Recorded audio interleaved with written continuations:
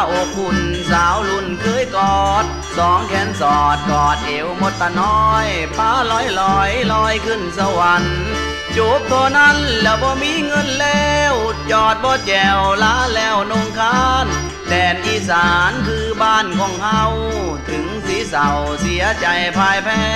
เพราะเลือดแผลหัวใจไหลตกคุ้ม